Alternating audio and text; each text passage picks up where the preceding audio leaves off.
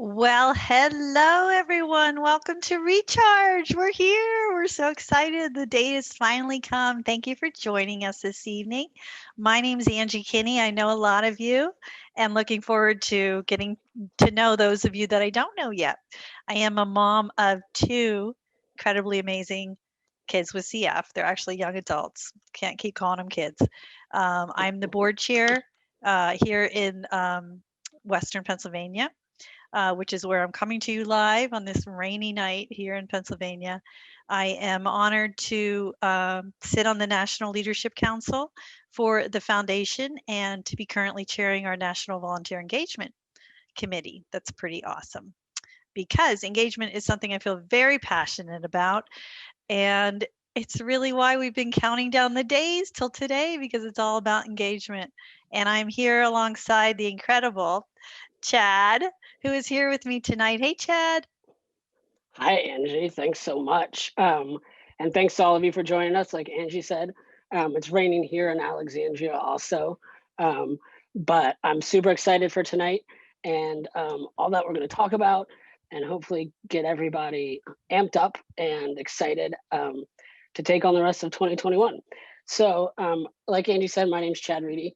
I am a board chair also with our local Metro DC chapter and also part of the three-legged stool of the National Advocacy Committee, along with my co-hosts and our co-chairs, excuse me, and also keynote panelists tonight, Drew and Jackie Struby.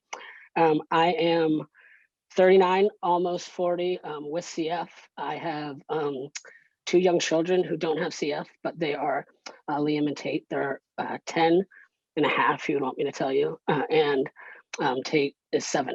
And my wife Julie, we all live in Alexandria, and we're excited to be here. I'm excited to be here with you guys, and dive into this event.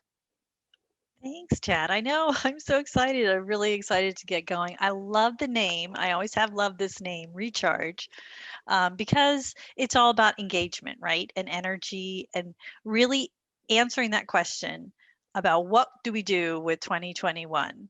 How do we make a difference for the CF community this year? Where should we be focusing?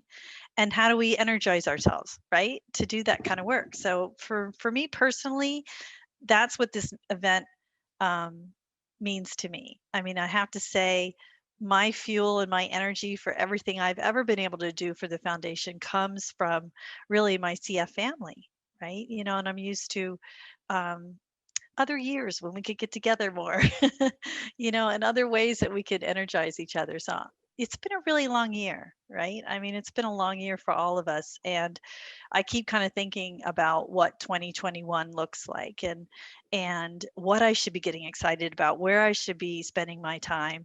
So I'm excited to kick off this conversation. I've been really ready for it. How about you, Chad? Uh, Absolutely. I think tonight comes at a perfect time. As you mentioned, 2020 was long. The first, couple of months here of 2021 have been challenging as well. And I think this event comes at the perfect time as we sort of, as there's hope now with the vaccine and becoming more available to people, and as we can sort of break out of, um, these indoor cocoons, maybe that we can call them. And sort of start to go forward. And I think that to me, you know, recharge is about the ability to potentially sort of reinvent what we are doing now. And um, you know, sort of thinking about how we've approached fundraising, whether it's been um, through great strides or passion fundraisers or local events, whatever, and what we're involved in, and really sort of taking the time to sit back and figure out what sort of still drives us, so that as we go forward um, into 2021 and beyond, that we can be doing that with what excites us. And um, I know that sometimes we get tired of um, doing the same old thing, and maybe we need to sort of regroup and find a different avenue. And with fundraising efforts and great strides and community voice and advocacy efforts, I'm just really excited to talk about all of these different opportunities and the exciting ways that people have been leveraging the more grown acceptance of virtual contact, and how people have been able to leverage that going forward. And so I'm really excited to be able to share those experiences with everybody and then get together and talk about them with everybody. I know that we've got a great panel lined up tonight here that we'll get to shortly, to help talk about some of those efforts and explore these different opportunities through fundraising and community voice and advocacy, and how they're all intertwined and linked, and how we can be involved in all of them or find what works for us, and really sort of continue to take that passion forward and connect directly with each other. After that, we're going to talk about, we're going to break out into smaller groups where we can sort of build on some of the things you've heard in the keynote panel or we've talked about, and explore exciting things that others are doing, how we can get involved, how we can stay energized, collaborate, pick each other brains, and really just sort of connect, like we haven't been able to do as much as we would hope to. And then we recognize that 6 to 9 is a long time, especially on a Thursday night, especially for those of us, you know, if you work or you've got kids or anything, it's just a long commitment, long block. And so we promise that we hope that you will leave here amped up and excited to go and looking for that next thing and want to hit the ground running, because, you know, just because we've got some breakthroughs here in Trikafta and other things, we've still got a long way to go until we can throw that ultimate party when CF no longer is a worry. And so if you're so amped up at the end of the night at 9 o'clock and you just can't go to bed, or you just want to sort of decompress, Angie and I will each be hosting a social hour directly after this. And so we'll have a couple of different rooms that you can pop into and say hi or talk about some more of your ideas, or just sit back and relax and laugh with friends. And so I look forward to those, and a chance to meet some of you that I don't know who are on the call, and to talk to those of you who I haven't gotten a chance to see in the past year. So I'm excited for that. So Angie, you want to go over a couple of the logistical items before we Yeah, dive into let's things? do that. That's the only thing left between us and getting right into it. So first of all, a quick shout out to our chat moderators. We got Peter Barry and Linda Bowman here. Thank you so much, guys. You know how much we love you, and thanks for helping with the chat tonight. So that's one thing. A note for the chat, if you want to change that drop down menu so that your messages go to all panelists and attendees, that way everybody can see your comments. So when you are typing in the chat, you'll see the little line with the arrow. Make sure it says all panelists and attendees, and not just all panelists. That way you can chat with everyone. If you're finding the chat distracting, we do understand that. Sometimes people find that it's just too much conversation. It's okay. You can just close it by clicking on the chat icon at the bottom of your screen. Not a big deal. If you're one of those people that loves to engage and chat along, that's fine too. Just, you know, do what makes you comfortable. There is closed captioning available. That should be showing automatically right now at the bottom of your screen. If you like it, awesome. If you can also hide these subtitles or adjust the view by just clicking on the CC icon at the bottom of your screen. So if you have technology problems, which can happen, just simply return to the event homepage and click on live support chat icon in the bottom left of the web page to connect to our very friendly tech and program support. So we got you here. Before we invite our keynote panelists on, let's turn it over for a moment to one of my favorite people in the whole world on a whole lot of levels, including being my daughter's past CF doc and being our lead warrior in our shared mission as the president and the CEO of the Cystic Fibrosis Foundation, Dr. Mike Boyle, who is here to welcome all of us to this first of its kind recharge event. Thanks, Mike. Hello, Angie. Hello, Chad. Angie, you Hey, stole my Doctor. line because I was going to say two of my favorite people in the world. And so thank you See, guys for your leadership. Fantastic thank job. you. But I do have a question for you, which is, do you really need to be recharged? You guys sound pretty charged up already. Yes? Just being with family does it. This is our family, and right, Chad? This is what does it. Get together with everyone, and we're already instantly charged. Well Absolutely. I said. think the excitement of this whole thing, it's given me a lot more energy than I already had to keep going. And, I'm excited to reconnect with a lot of people that we haven't been able to recently to keep going. Looking forward to a great night. So thank you guys. Thank you, So, Mike. to say greetings to everyone who's on tonight, and it's really a pleasure to be with you. It's hard to believe that basically a year ago we were actually gathered. I think most of the people in this group for our first ever virtual VLC, if you remember. And it was at that meeting we had gone virtual, but we really celebrated the spirit and the commitment of the CF community. And it's that spirit and it's that commitment that has provided inspiration and motivation for us for decades, right? And it's also the spirit, though, that has just kept us strong during this time. Basically would not allow us to have a pandemic slow us down. So I just want to reflect a little bit about how much we've accomplished in this past year and how much that spirit and commitment has enabled. So, on the fundraising side, we shattered our fundraising goal pandemic, right? We raised more than $73 million. We ended up providing more than $200 million CAFTA. So now, rather than just F508 Del, 183 rare mutations, extending treatment for the underlying cause of CF to more than 600 people who didn't have treatment before. I think the other thing, actually fresh off the presses today, we got to see some more details about the Trikafta effect in people with CF ages 6 to 11, right? We've been so excited about this opportunity to see Trikafta moving down to the 6 to 11 group before too long. But we saw some of that data, and we saw that had dramatic effect on things like sweat chloride, reducing sweat chloride by 60 millimoles down into a normal range. So just amazing.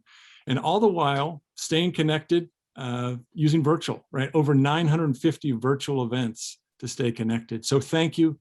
Every one of these accomplishments, so much more is because of you. And so just want to thank every volunteer who's really the driving force behind the CF Foundation.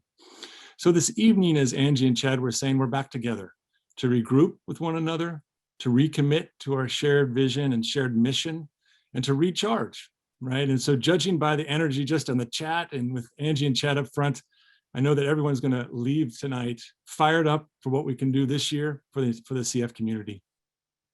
I think this event really, I know it's new, but it has potential to be the best of what we do and what we can achieve as a community, really amplifying the voices of people with CF through our programs, advocating for the needs of the CF community, and raising the funds that are vital for our work.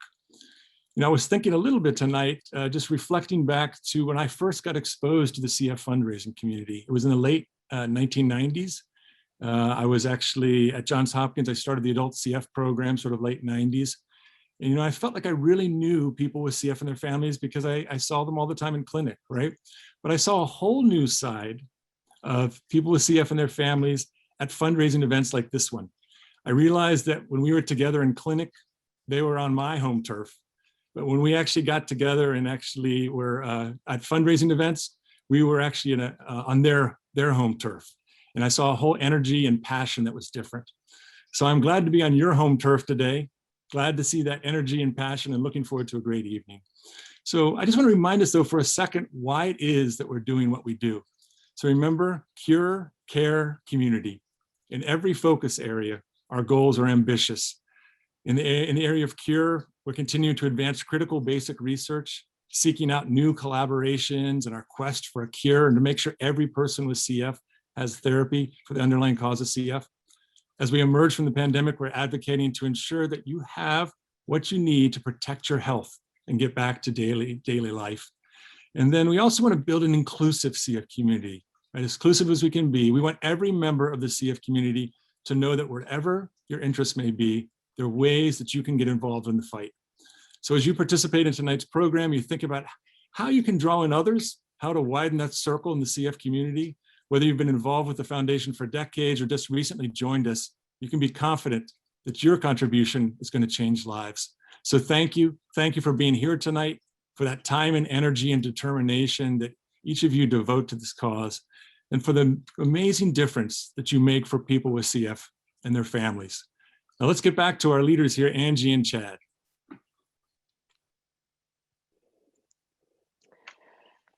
Thanks so much for that, Dr. Boyle. It just sums up exactly why we're here, and it's awesome to hear all the great work that we've done, and the energy that's behind going forward, and how exciting the future is and will continue to be as we keep striving for that cure and the cure, care, and community. I think it's such a great system, or great motto, I guess, as we go forward. And Have a so great thanks. night. I'm a little more amped up now. Exactly. I just say have a great night. You guys go to work, and we'll go to work as well. Awesome. Great. Thank you so much. Thank you, Mike. Awesome. I always love hearing from him. And Angie, I didn't realize this. Dr. Boyle used to be my doctor also, as he was your daughter's before he left and went to the foundation. And I credit him with a lot of my health to this point, and my care team. So exciting. All right, now that we've heard from Dr. Boyle, before we introduce our panelists, let's bring them on and welcome them to the stage, virtually, of course. We have Dara Riva, Jackie Struby, and Drew Struby, who are sharing a screen tonight, which is awesome. We never get to see that. And Casey White, my good personal friend. I'm excited for you guys to come on stage. And let's get this thing going. I'm super excited for tonight. I hope that we can all come together to make a difference in the community. I know that we can. I've seen the strength of this community, and I felt its power. And so I'm excited to dive into the different opportunities that we can have. But before we go, let's get into a quick round of introductions. Dara, if you would go ahead and start us off. Hi, everybody. I'm so excited to be here and so excited to recharge from this last year, which has been just chaos. Let's just forget about it. I'm Dara. It's nice to meet everybody. I have 2 children with cystic fibrosis. Max is 11 and Penelope is 9, going on 19. I'm sure many of you can relate.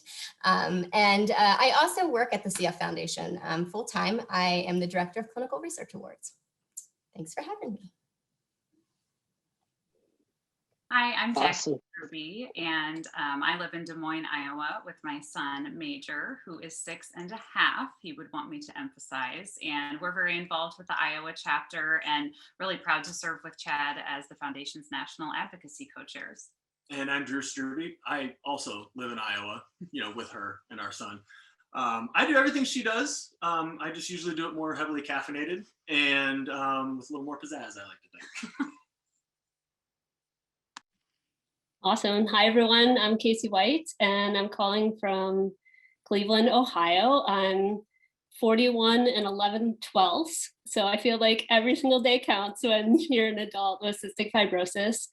I've been involved in the foundation since I was diagnosed at the age of 3, and have the honor of serving on our National Board of Trustees. And I am in it to win it because I believe we can cure this thing, and so excited to be here tonight to get excited and be recharged so we can have our best year yet.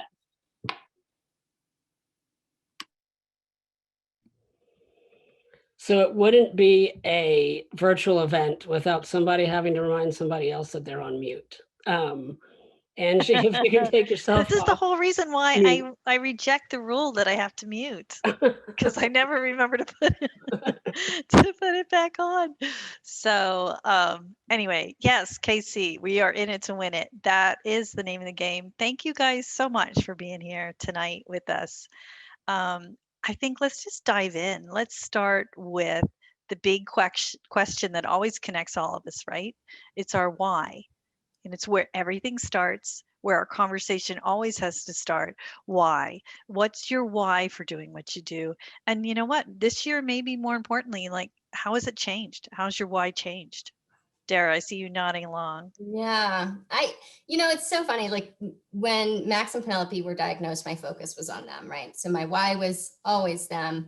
But it's not changed. It's grown. I really feel like my why now, as I've done, events with Chad, I think we did like focus group when as community voice members. And now he's part of my why. And I met the Strubys at advocacy events, and now they're part of my why. And Casey, I get to work with Casey with my job at the foundation, and now she's part of my why. And events like this, the 200 participants that I can't see your faces, you're part of my why, believe it or not. So it hasn't changed. It's just kind of grown is the best way to put it. Yeah, Dara, I couldn't agree more. I feel like my why has grown so much as I've gotten to know other people with CF.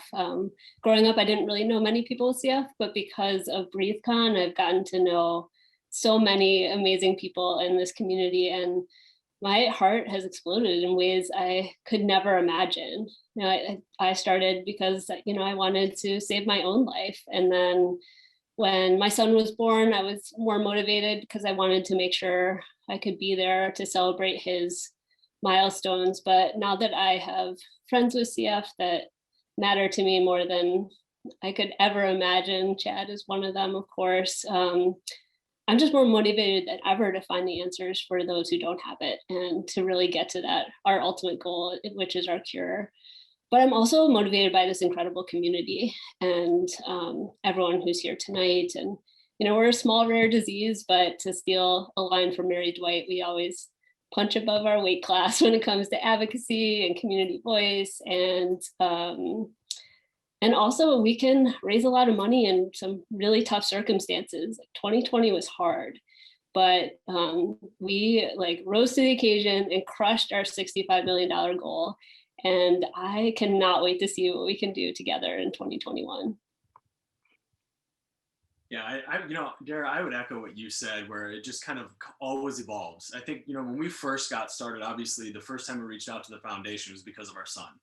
That was our first and number one priority. But then it was very shortly after that, once we got involved with the advocacy and saw all of the advancements and how healthy our son was and, is, and everything that he has is because of everyone else on this call. It is because of Angie and your daughter. It is because of you, Casey. It is because of you, Chad and Julie and your family, Dara and you and your family. It is because of all of you that our son has the life that he has and is going to have. And so we feel like we definitely owe it to all of you to continue to further that for the people that are coming down the line. 10, 15 years ago, everyone advocated, everyone, raised money. What's the term? It doesn't matter. Everyone had money coming in. We were trying to increase the science, and we're doing it now for the child who was born today and the child that's born in 10 years, 15 years, 20 years. And that's why we continue to do what we do, because our why has changed from just our own little family to because we should. I've said this a million times at advocacy events, and that is we have the ability to raise our voice, to raise our money and further the science. So we have the responsibility to do that, not only for ourselves, but for everyone else, not just within this community, but all of the other disease communities around that are going to piggyback off of what we're doing. Yeah, absolutely, Drew. I mean, everything everybody said really resonates with me. And I think that when we think about who we're doing this for, and we look forward and we look backward at the same time, I know that I never lose sight of the fact that there are generations of people who have worked so hard to save us and our loved ones. I wear a ring that I bought just ages ago, but it was in honor of a young girl who had passed away from CF, and her mom was one of the founding parents of the early days of the foundation. And I wear it because it reminds me, of these years and these decades and this fight that's gotten us to where we are today, and how we need to continue that on. So I carry them all with me, sort of, in this little ring, and they're never very far from my heart. And that's what kind of gets me back in the saddle, right? For every CF kind of project I engage in, that's my call to action. And I think for all of us, it's kind of who we are. And it's how we give, not only in honor of ourselves and our loved ones, but in honor of those who have fought this fight before us. And And as my why continues to grow that way as well, and it grows in new ways. I mean, I feel like it's grown this year just because of the ability to virtually interact with so many people I wouldn't normally get a chance to talk to. I mean, it's happening right now. I mean, because I'm watching the chat, and everybody's talking about their whys, and it just gets me more and more engaged, and your why just grows with it. So it's all pretty exciting. I think I've got all the feels. I've got like goosebumps and I'm sort of like chills because I not only am I getting excited, but I just love everything that you guys have said and that why and the drive that we all have, and I know that all those on this call have, to not just people don't just do this. Yes, maybe it starts that you do this because of your son or daughter or loved one that has CF, but once you get involved in this community, what's so amazing is the strength that you get from it and the people you meet and how you want to just continue to work for them and not just for yourself. And so I'm getting just energized here talking about it, and I'm thinking in my head how I'm sure somebody out there has a over under on how fast I can start to cry as I speak in here at some point. But as we have had to go virtual in 2020 and at the first part of 2021, and we most likely will throughout the majority of 2021 until we can all feel safe getting back together again. I think we've discovered a lot about ourselves and the power of what we can do virtually. And not, for those of us with CF, virtual is sort of our reality. But I think for the greater population, that it's become a reality, and they've also started to understand, the impact you can have by going virtual and not just being face to face, and how you can still have some of those connections and get that energy being on a call like this and talking to each other instead of being in a room and giving hugs, although I would love to be in a room and give somebody a hug. And so, or a fist bump or any of that stuff, I'm not going to stop hugging just because of COVID once this thing is all over. So people be prepared. But so let's talk about these three areas that give us opportunity to continue to sort of grow our involvement or reshape our involvement of what we do and what can sort of excite us and quote unquote recharge each other or ourselves. And those are fundraising, community voice, and advocacy. It's like another three-legged stool. I mean, all of the threes in here, and tripods and all the good stuff. And all of these are connected, right? You can't break off one and not influence the other. And you really need all three to continue to grow this mission of ours, right? The fundraising fuels the science and the research and the ability to grow our virtual community and take part in different focus groups, et cetera. Community voice helps to shape the research and care that that science and the fundraising helps to fuel. And choose sort of where those resources go, right? And the topics that are chosen, what's important to the community. And then advocacy, right? Advocacy ensures that research and science and the topics that are chosen, the direction we go, we have access to those, that research and that science and what comes out of it, right? Trikafta is no good if nobody can access it. Or has the ability to access it. And so it doesn't matter if it's there or not, if we can't do that. So advocacy, it's like this sort of revolving circle, right? One feeds into the next, which feeds into the next, which then helps to come back up to the top and we start all over again.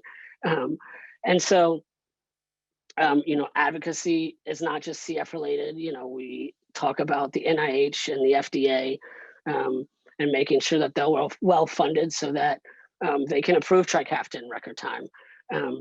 And also access to care and treatment that have kept so many of us healthy and continue to make us healthy, or to help us when we're really sick. And without that, we all wouldn't be here today or fighting as hard as we could. So, Casey, let's talk about this sort of cycle of virtual fundraising in this first part of the three-legged stool, to coin a phrase from Dave Elin. And, you know, Rose Up, which was one of the most fun things that I did last year, favorite things that I did last year. And I know that you, as being one of the sort of, and the committee is sort of guiding that together, and sort of tell us some about how that came together and the impact that it had. Awesome. Yeah, well, I love talking about Rose Up. So thanks for giving me that opportunity. You know, virtual fundraising exploded last year, and it was all about innovation. And that's exactly what Rose Up was about. I had like the great fortune to be able to help envision and create Rose Up along with two of my best buddies with CF, Summer Love and Marissa Bencha. And then we had this incredible committee. Chad was on it, and Linda Bowman, the chat moderator, was on it, and so many others, adults with CF from all over the country. And it was really the first time that people with CF came together to create a fundraising event. And we just wanted to tap into people's passions and how to use that to raise funds and make a difference. And I think that's what was different about Rose Up, is that you could really do anything you wanted to Rose Up. And I think one of my favorite stories was actually one of our committee members, Heather McCoy, who's here tonight. And she became heat throughout our planning process because she brought the heat to all of our meetings. And she really wanted to do a cannonball into her pool that was covered with roses. And he had 2 double lung transplants. Like, she's absolutely amazing. And when she said that, we were like, yes, like we all need to see this cannonball. Like, we are so excited right now. But there were just so many amazing stories that came out of Rose Up in 2020. And we just absolutely can't wait to see what all of you do to Rose Up in 2021. So we thought for some inspiration, it would be fun to play the Rose Up highlight video so we can all get inspired and excited for this year.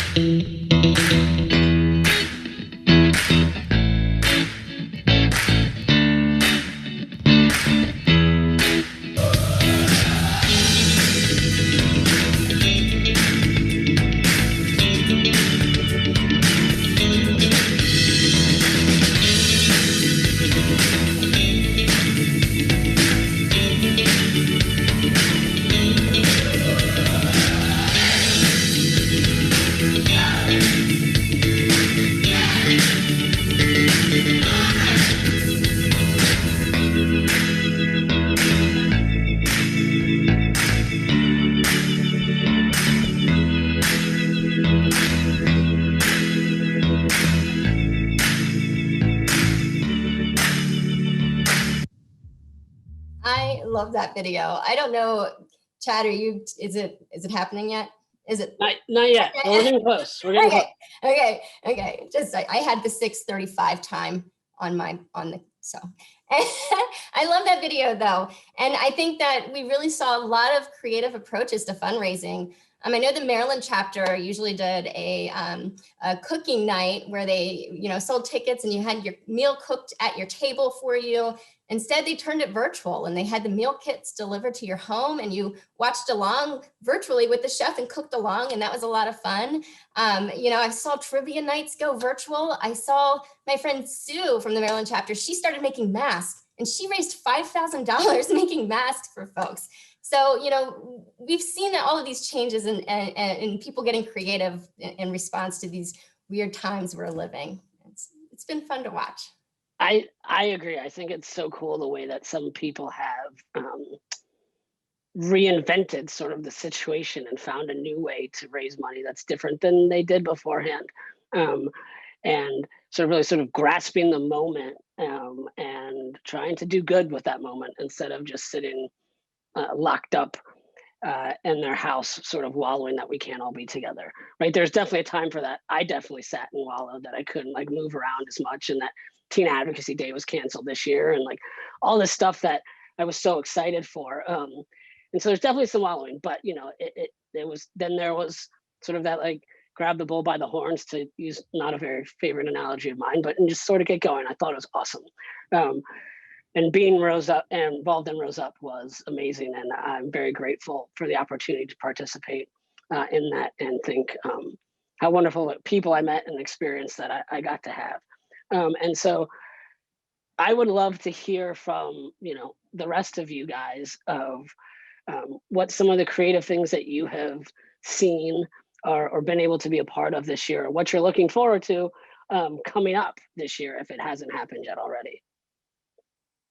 Yeah, I mean, Rose Up was just one of the ways that I participated in virtual fundraising last year. I got to attend a few of the local galas, and I got to go to Taste of Utah, which I've heard about for so long from Summer, and was just really excited to be able to go and share that with her. And I went to the National Gala, which was just so inspiring. And, you know, as a person with CF, we don't get to attend galas in the same way. So it was actually so awesome for them to be virtual, so that, you know, I could participate and, you know, just be with this amazing community, because I always get, you know, recharged and excited and inspired when I'm with this group.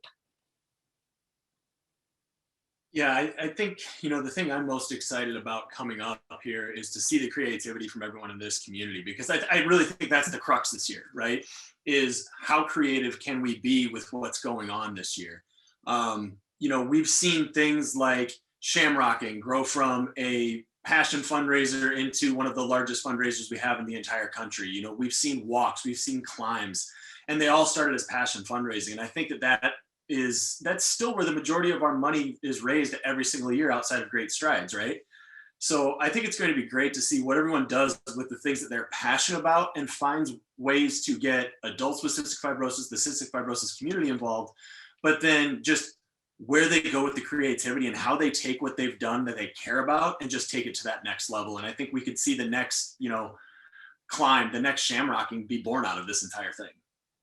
Yeah, I agree. I think the ways that we've been able to be creative with fundraising have been so cool. And I remember, you know, one event you did over the summer, Drew does a CrossFit competition every year that he puts on with his CrossFit box. And it's so much fun. And it's in person, obviously, and it's in a gym, and it's everyone's very close, and you're all working out, and it's not a COVID friendly event. And, you know, when in August, July, when it normally is, you know, we were still really hunkered down. We were, you know, kind of just transitioning out of wiping off our groceries. We were not thinking about going to a CrossFit competition at that stage. And his gym really took it upon themselves to just take it over, and they jumped in. And, you know, that's the importance of relying on your team. They just jumped in and did the entire event, and they actually made it so that Drew could come and do the workout by himself, socially distanced, at like 5 o'clock in the morning on a Saturday, just so that he could at least participate in this fundraiser for our son.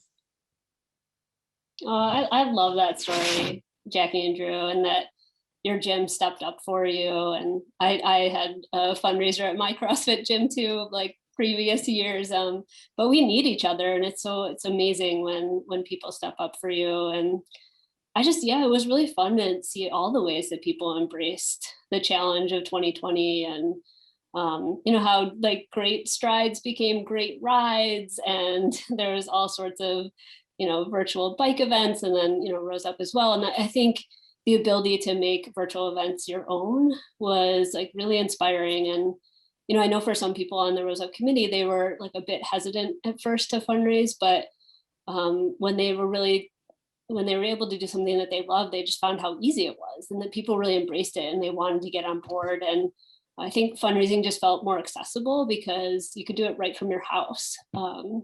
So yeah, it was great, and we're ready for this year. Yeah, and you know, I just want to add, like, Rose Up really came at the right time, because we were all starting to see all the shutdowns, if you remember, and Great Strides was getting canceled, and all of our events were getting canceled. But then it was like, here's this awesome thing that we can do together virtually, and it doesn't matter that these events, you know, had to be put on hold. We have this because you can't stop our community. Like, you can't stop us. We still need to raise money. We still need to get the research done. We still need to advocate. And, you know, we will make it happen no matter what, because you can't stop us. Yeah, no, we won't stop. And, you know, I think one of the cool parts about Rose Up especially, but all of these virtual fundraisers has been that they have showed that you don't have to attend the traditional dinner. You don't have to leave your house necessarily to fundraise.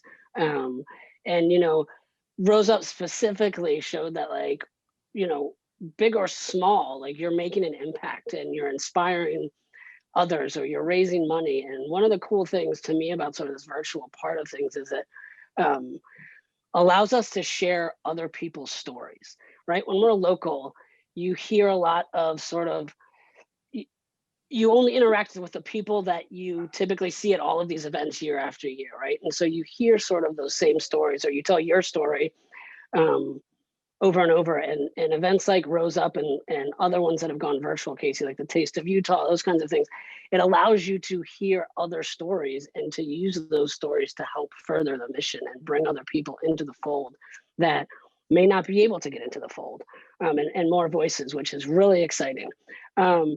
And now I have a little call to action, I guess we can say here.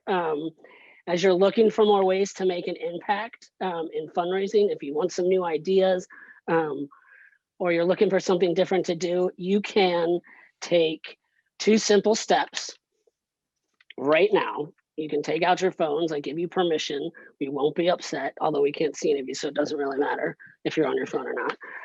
I can't tell.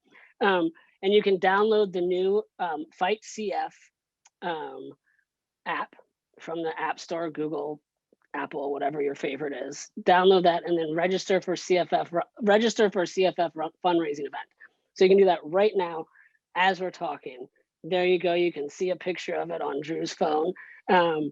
And do that and get registered, and let's, you know, like, use some of this momentum right now to find a new event to get involved in, one that you haven't done, meet some new people. So go ahead and do that as we keep having our conversation. Awesome. Yeah, Chad, you know what? I can't help myself. I'm making notes from the chat. Everybody's talking about their awesome virtual events. We have Howl at the Zoom. We had a Pi Day celebration. We had trivia, virtual bingo, egg my yard. I mean, it goes on, and it just makes me so excited. You know, and I think no matter what we're doing for CF, right, it's all about how do we make an impact? And I think all of us realize we only have so much time that we can devote, right, to our CF work. And we want to make an impact with that limited time. And it's why we're having this discussion to begin with. You know, how can you make that impact? And it's why inspired people move from starting out by walking in great strides, for example, which is like addition, you're adding dollars to the mission, to actually leading a team, which is more like multiplication. You know, and it's why so many of the people on this call have stepped up over the years into leadership roles, because you want to make an impact with the same finite amount of time that you have. So, you know, I think my biggest lesson learned over the years is that you have to remind myself, just because an action is simple does not mean that it doesn't have huge impact, right? Like, I learned that firsthand through advocacy. Blew me away how the simple actions could turn around such big results, right? And now I'm learning it again this year with community voice. You know, and I think, how lucky are we? All these years we got to raise funds, and we continue to raise funds for the cause. And now the foundation has opened a channel for us to directly inform how we use those funds. I mean, community voice, it's the coolest thing ever. And I think we need to talk about it more, you know, because it's really exciting, because small actions can have really big impacts. Right, Dara? That is so true. I always tell people community voice is our lifeline to the community. It's the bridge that connects you to our researchers, to our guidelines committee, to our advocacy group. It's where you really are able to make a big impact by doing very tiny things, like even just responding to a survey can really help steer the direction of a project or research. Another great example is the purple shirts that we wear during Great Strides. That was all designed by community voice members. I also use community voice in the work that I do from day to day. And I work with Casey on a review panel. And to give you another example of how just one person's voice can really change somebody's mind, we have community reviewers that review our research proposals. These are researchers who want to get CF funding to do projects for people with CF to help them in some way. We had a mental health project that had some issues with its research plan and did not get funded, but the researcher actually read the community voice response. And the community said, this is so important. This topic is so important. We really need work in this area. That it inspired the researcher to revise and resubmit their proposal, and then it got funded. They fixed the problems and we gave them the grant. And now there's a study about mental health. We listened, and they listened. And it's no matter how small, like I said, a survey, one review of a grant can really make a huge impact. I love that story, Dara, and I'm so grateful to be part of that committee that gets to review the medical grants, and that, I signed up through Community Voice. But I think the best part about Community Voice is that everybody has time for a Community Voice, because you get to choose how much you want to take on at a time, and it can change as your life changes. You can be really involved or take a step back and then get back involved. But I really love how Community Voice gives us a chance to weigh in on so many really important topics.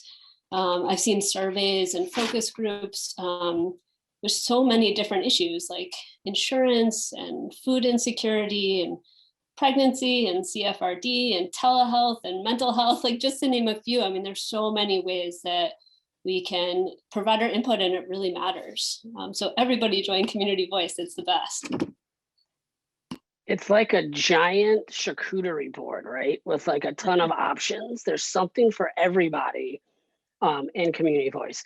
And that's one of the things I love about it. I love how flexible it is also, and how you can change what you want to be in, what your interests are as your life changes, right? If you start a new job, you don't have time for what you were doing beforehand. Maybe your interest shift, or you, I know you get tired of one area, you can switch to another one, and really sort of just change your interests and continue to be recharged, right? This whole night is about sort of evaluating what we've done and trying to continue to do it better and find new ways to do it.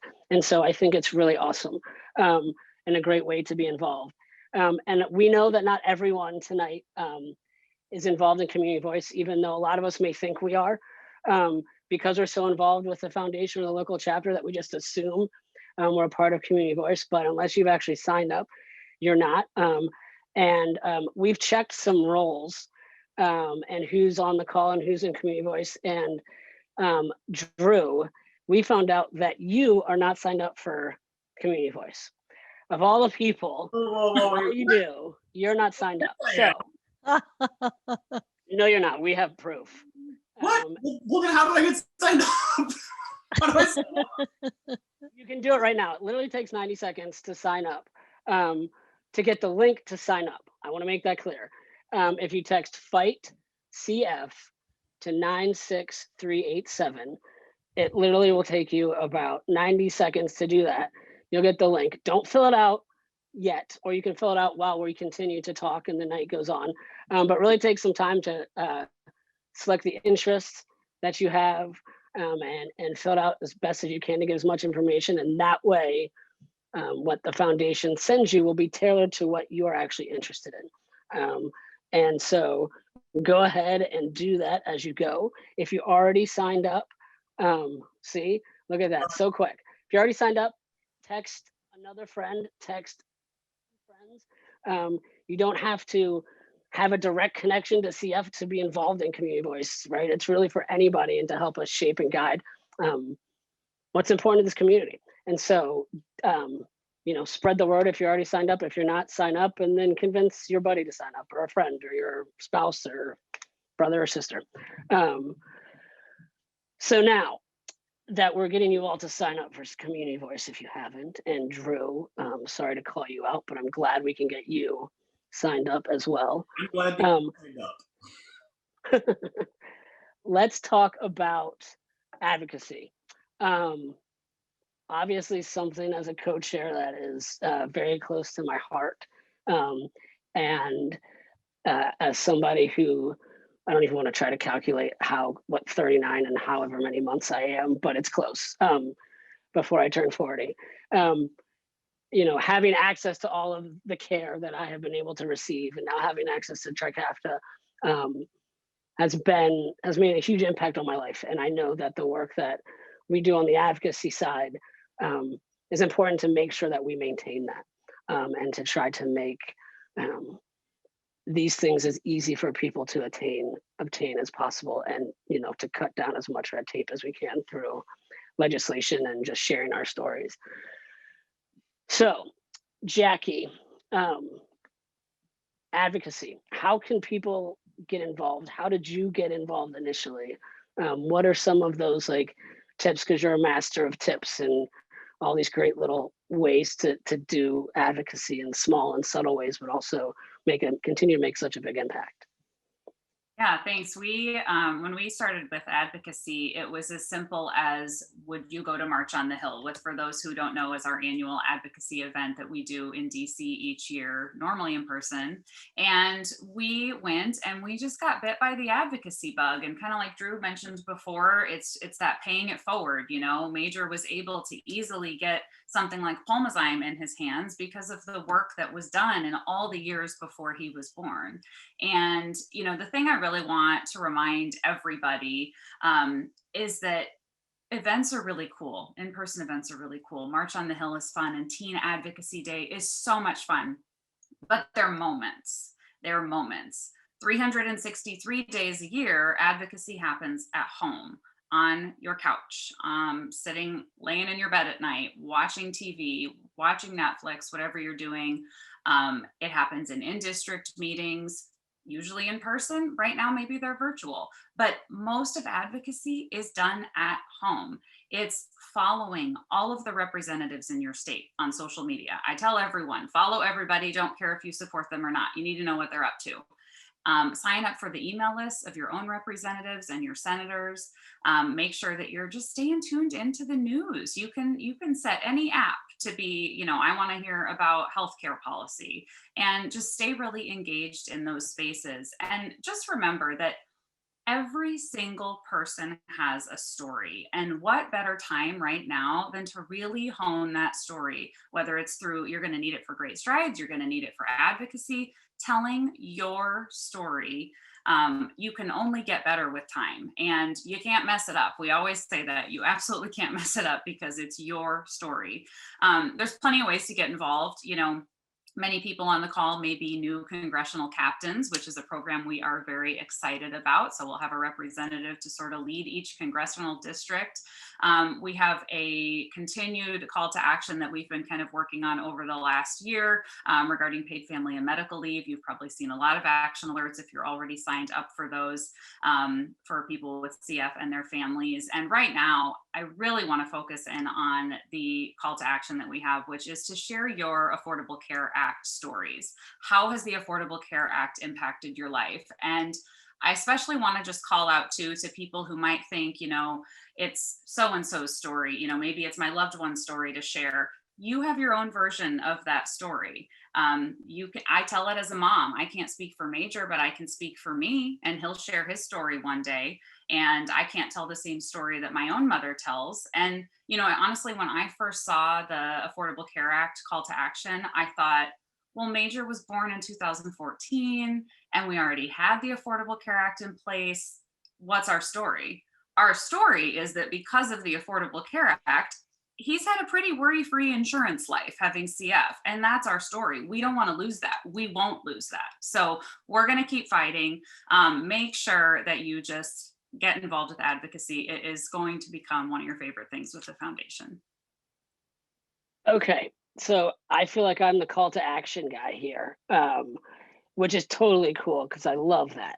I have a sort of a mea culpa. On the last one, you were supposed to text CF voice to 96387.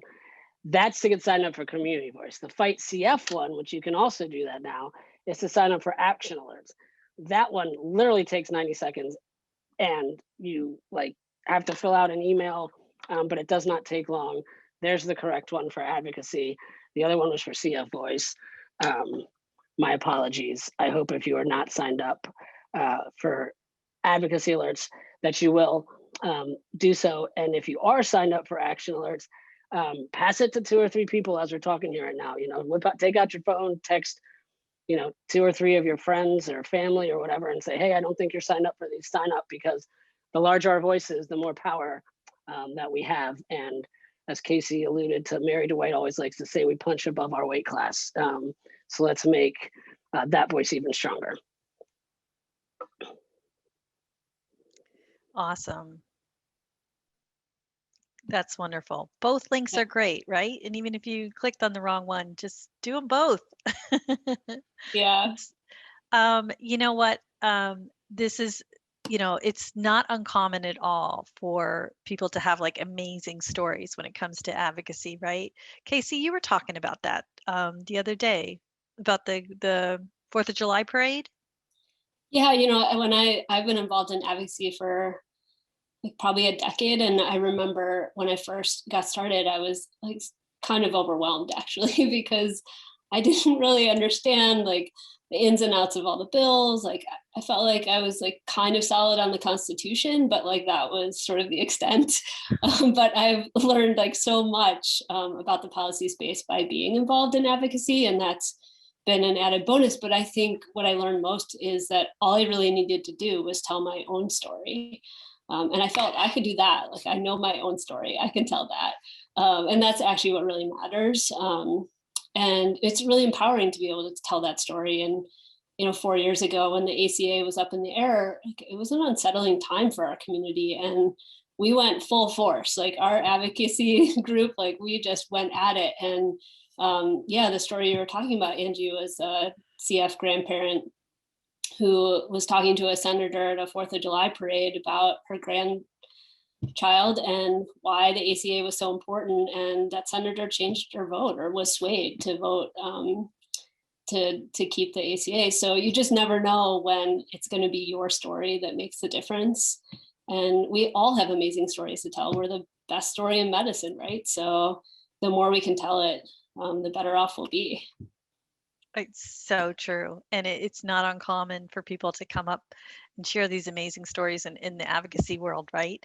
And I know exactly what you mean, Casey. Like I've been involved now in advocacy for a long time, but I remember in the beginning, it took me about a year, or I just kept kind of putting it off because I thought, well, I do a lot of stuff for CF. I don't know about advocacy though. You know, I don't know if I have the lingo or the political know-how or whatever. And everybody kept saying, you don't need that. Your expertise is your story, your CF journey.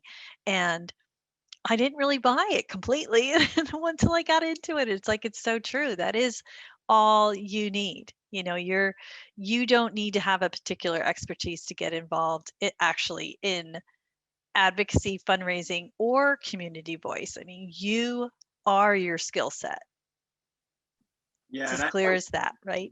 It's about you, it's about your story, and everyone has a story. I mean, sometimes people think their story isn't that powerful, but it really is, and it's what makes you an expert, you know? And you know, to Chad's point, he's brought this up a couple times now. This chat tonight is not just about how we personally engage for the foundation, but it's how we affect others and inspire others to do that too, right?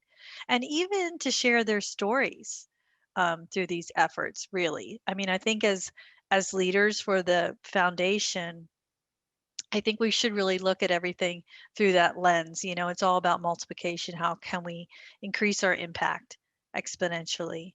So, you know, let's talk about that important piece of the puzzle for a minute. The importance of pulling others in to share our stories, right? I mean, this is an area where all of us as volunteer leaders can make a difference by reaching out to those who we know maybe aren't as involved as we are, as maybe we know that they could be, and asking them to get a little bit more engaged with the foundation in any way that feels right for them. Yeah, Angie, I would echo that. And even going back to what Jackie had said earlier about, it's when you're thinking advocacy, you feel like you've told your story a million times. I know I do. But the reality is this is, even I think the 6 years that we've been involved with the CFF, our story is not the same story today as it was 6 years ago. Everyone's story is evolving, especially over this past year and a half here with Trikafta, right? The story went from, we need these things, and now it's like, hey, we have this thing that is making a huge difference. There is still a huge number of people that do not have what they need, and that is that 10%. That is that, the people that have those nonsense mutations that can't access this stuff yet. And the reality is this is, even though we might feel like, oh, I've said this story a million times, keep telling it. Every ear is new, every person is new. And here's the best part. Now that we've gone to a situation where our world is so virtual, now if you don't feel like your story is still resonating with your representative or with someone, guess what? There are probably 30,000 adults with cystic fibrosis you could probably call on, who would be more than happy to hop on a Zoom call with any representative to explain their story and tell what's going on. And I think we all know someone who is willing to do that. So I think that that's just a big thing, is figure out ways that we can be successful here. Change your story. Now's a great time to practice it. Take a look at what's changed in your life over the last 2 years and go, how does my story change because of this? And then work on it. At Teen Advocacy Day and at March on the Hill, we have an entire day before we actually march where we just go through and learn the ins and outs and we practice our story. Now's the perfect time to do that. Do that before we get back into those in-persons, but do that with multiple calls. Do that when you're reaching out to your people to sign up for Great Strides and building your team. That's another practice and another at-bat to tell your story. Yeah, I do want to just add to that, the power of community voice is only as strong as the diversity of the folks that we have part of that community voice. And, we need to recruit more people of color into this group. We need to recruit more people of underrepresented populations. Zan said this way more eloquently than I'm going to in the chat, but it's true. And we need to find folks who don't have access to modulators or can't take a modulator because of side effects. We need to hear their voices so we can start to shape the science that will help them. And it's as easy as just reaching out to folks and asking them to join Community Voice. Their impact is bigger than they realize or we realize, but we can't do it without them. So that's kind of my little call of action, is we really need to make sure we get as many diverse voices as possible, so we can really shape the future for everybody that has CF. Dara, I think that's so wonderfully put, because we can't, to me, the more voices and the newer voices and the voices that haven't been heard, right?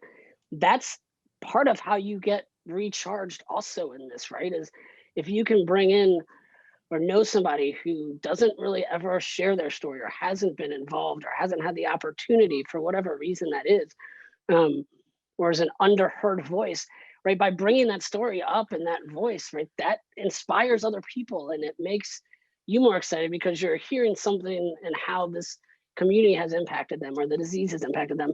And so it really allows us to sort of amplify that charge. And one of the things, like, with the Rose Up Committee, we did our best to be as diverse as possible, and including, lots of different voices. And what I thought was awesome, obviously we can go further and do better always. But what I thought one of the cool things was, is it allowed us to share different stories. And like I mentioned earlier, being able to use somebody else's story to help share the story of CF and to help make an impact on the community and to fundraise and drive that mission forward by using somebody else's voice to carry that message and to motivate us and inspire us. And it's not just the same old story of me.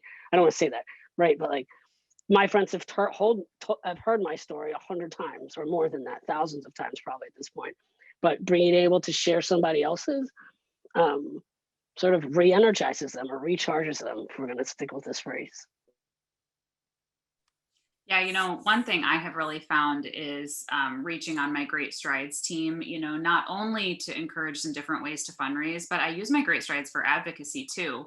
I think as team leaders in Great Strides, we tend to carry the weight of the team. That's what being a team leader is. And you're the one probably, if you're the team leader, you're probably the closest person, or you are the person with CF. And, you're the one being the cheerleader, you're the one coming up with the ideas. And, myself, I think I went 4 full years pretty much fundraising on my own, on our own. And people had events, but I don't think we had anyone really share their story. And a couple of years ago, I said to one of my friends, could you fundraise $1,000 this year? And I had never explicitly asked anybody like that, honestly. And she said yes. And she started sharing her story, not my friend's son has CF. She talked about what it's like to have a best friend whose son has CF and her portion of the story. She doesn't need to know how many pills Major takes a day. She needs to know the impact of, what our life has on her life. And she was able to raise over $1,000 in like 24 hours just on Facebook posts. And, it just took such a weight off of me, and that's continued each year. And I continue to pull more people in. I'll give you a little pro tip if I can. I have figured this out, and I find it gets people engaged right out the gate. When you have someone sign up for your Great Strides team, they get an email right away from the CF Foundation the minute they sign up saying, hey, welcome to Great Strides. Here's your participant center. They get that. Same thing, right? When you give someone your email address, I don't care if you're on Instagram, if you sign up for, something on Walmart, you expect an email immediately when you give someone your email address, right? And the CF Foundation kicks that out the minute you sign up. But remember, they signed up for you. So when you get that email that said, hey, someone just signed up for your Great Strides team, don't just read it and go, oh, good. Send them a text if you know them. Send them a Facebook message. That's the time that I ask people to sign up for the CF Advocacy Action Alerts, because they're right there. I know their phone's in their hand. They just signed up. And right when someone signs up, that's the point they want to take action. And they want to hear from you as the person they signed up for. So give that a try this year. Pro tips. I love it. Jackie, you're always so good with all that stuff. I mean, that's really amazing. And I was watching your face kind of lit up when you were talking about your friend who raised $1,000, and it just kind of makes me reflect on something that I've always been so proud of about our foundation. Because I think in the world of the Cystic Fibrosis Foundation, volunteer engagement is so valued, right? And it's so appreciated, and you really see it everywhere. It's in every decision that's ever made. You see it at the chapter level with the chapter and how respectful they are of our time, and how much they value it. And I really honestly believe that there's no other place on earth where people can step up for us, and it's just very clearly known just how appreciated they are. And we all work so hard at making sure people feel appreciated. And I think that's important because, there shouldn't be any kind of pressure or expectations, just direction and massive gratitude for what people can do for us, right? Because our lives ebb and flow. Like sometimes we have time for things, sometimes we don't. Sometimes we really can hone in on ideas and go with it. Sometimes we have to sit back.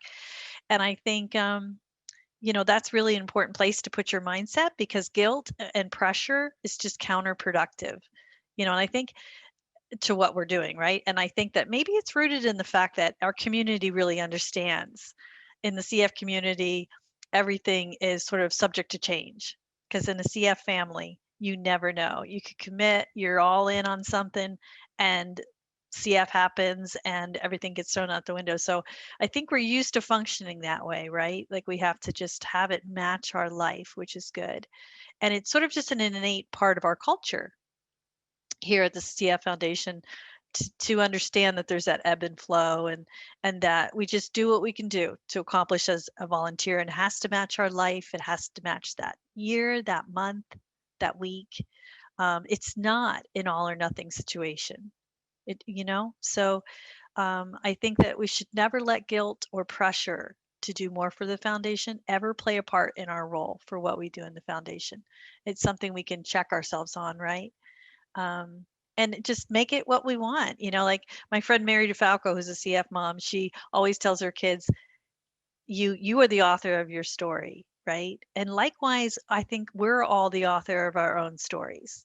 We pick and choose how we can make the most impact for the foundation. And that's okay if it changes. And it's okay when we need to step back. And it's really okay when we need to step up. We can choose our own adventure. As Casey has said before, we can choose our own adventure, right? I mean, this is our foundation. We can make it what we want. And I think that's really important. We always have that sense of urgency, right? Just not pressure. Urgency is important because we carry that with us. Time is of the essence and lives are at stake. But just coming from a place of gratitude for what we're able to do and not focusing on what we're not able to do, I think is really important. And because fundraising or the impact we make is so much more than just fundraising, right? Yeah, All I think comes into play. Too, something that I think we're trying, one of the messages we're trying to get across Yeah. is, there are many ways to volunteer right now. We have, you can join Community Voice, or you should join Community Voice, and fundraising, obviously, and advocacy. And really, you can do the level of commitment that you are at, in your time, in your life right now. Even if it's a survey, it's still something. If it's a Great Strides team, it's something. And that you can have that ability to change it up. And sometimes changing it up and saying, okay, I'm going to really devote my time to advocacy this year. That can be a great source of motivation. That can be a great source for you to get back and say, I've got some great fundraising ideas now. I've got my, I've recharged, right? It's the purpose of this whole meeting. So I hope everybody can take away that there's a lot of opportunity. And when you're feeling down in the dumps, like 2020 kind of made us all feel, you find that opportunity, you find that little thing that you can do, and I guarantee you it will get you charged up pretty quick. Yeah, I mean, it is motivating to do what makes sense for you, right? And, I think some people hesitate to participate in events because they feel like they don't have the network or the resources or maybe the skill set. But like Angie and Dara saying, it's just important that to know that there's so many various ways that you can get involved that really matter. And you can, like I said before, choose your own adventure. What are you going to get excited about? And whether it is a virtual fundraiser or it's Community Voice or advocacy, you don't have to attend a dinner or you don't have to recruit your friends if that's not right for you in that moment. Just do what motivates you. Absolutely, right? It's all about driving the motivation to stay engaged. We talk about sort of recharging and, if you need to step back to do so, but stay involved, whether it's through just taking care of action alerts, through advocacy, or doing surveys through Community Voice, or just sharing your story on Instagram with, nothing else attached, and just sort of spreading that word and impacting other people's lives. But we can't stop. You can't stop. I won't let you stop. That's not an option. You can curtail for a year or two, and then we'll pull you back in for more. But if you need to slow down, fine. But you can't take your foot off the gas, because our end goal is to find a cure for everyone, for all of us, and we can't do that if we all stop, obviously. And so this is an opportunity to reset and to redefine your involvement if you so choose to, if you need to. We all need a refresh and find what works best for us. I'm going to sort of end this discussion, I think, or wrap this discussion up with a little bit of a softball question. And we've, got a couple of minutes here. So I want to start with Jackie and sort of ask, how do you maintain your motivation going forward, even at those times when you're like, I've been doing this for so many years? What keeps you going to either reinvent yourself or to stay involved? Yeah, I totally have needed motivation myself over the last few months. I mean, we all have COVID fatigue. I don't think I'm alone in that. And, you know, I don't care what you do with your days, whether you work normally, you were outside of the home, work inside of the home, take care of your health full time, whatever you were doing, it's virtual now. So I think we all understand that. And I'll be honest, I've been tired and I have needed motivation. You know, sometimes I don't want to get on that next Zoom call and I just want off the screens, but those moments of, you know, maybe it's Facebook fundraising or whatever it is, calling a friend and asking them to get involved, you know, sharing about action alerts, seeing what my representatives are up to. Those are the things we need to be doing right now. The biggest thing I want to say to everybody is that, you know, we're 18 months away or out from having, you know, Trikafta approved to ages 12 and up, and hopefully soon 6 to 11. And we have people who are waiting for a modulator. And so while 2020 and 2019 were absolutely amazing years for the CF community, we need some grit this year, everyone. We need some grit to get through because we got work left to do and we will not let COVID fatigue slow us down. So let's go harder than ever. Okay, Casey, hold on. Rapid fire. I know we're short on time. So in, I don't know, 25 to 30 words or less, what motivates you? I mean, someone, Marissa, said it in the chat, you know, other people with CF, like there's more to do and we won't stop, and I'm fired up. So let's make it happen this year as we always do. Drew? And I'm going to give everyone permission to say you're not always motivated, but that's not the point. I'm not always motivated to do this stuff, but you know what, Chad, you're not probably always motivated to do your treatment. You either, Casey. You know, I know Major doesn't always want to do it, but you have to do it because it's what we need to do to stay healthy and continue on. So although it's okay to not be motivated all the time, that doesn't mean we stop. It doesn't mean we don't keep going. Keep doing it because it's what we do out of habit until everyone has a cure. Amen. Dara, bring us home. Yeah, you know, we had a call to kind of help us prepare for this night, this recharge event. And I was so charged up, I got off and I signed my Great Strides team up. And I think that says it all. You guys motivate me. I mean, my kids, I see them all the time. They are not motivating me right now. I'm not gonna lie. I'm ready for them to, you know, to get some space. But it's you, it's the community, it's your faces that I get to see virtually. I'm excited to go into the breakout and talk about the next things. I'm excited for social hour later tonight. I might even have a dog cocktail. Who knows? You better, Dara. I know, it's you. It's our CF community. It's our CF family. That's what motivates me. Awesome. Oh, thank you guys so much. We are at time, exactly at time tonight for this little segment of what we're doing.